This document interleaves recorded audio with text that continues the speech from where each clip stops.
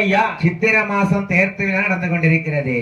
மாயாண்டி சுடலை பார்த்தார். சரி, நம்ம இந்த மலையாள தேசத்து கொட்டாரக்கரை பகுதியால் அம்மாள் வாசலிலே வந்து நம்ம எங்கேயும் ஒரு நயம் வாங்க வேண்டும். சரி, 5 வயது பாலகனை போல் அழகாகவே வந்து அட்டகாசம் பண்ண ஆமா என்ன பண்ணுதாரா? என்ன பண்ணுதாரு? கோபுரத்தை இடித்தேடோ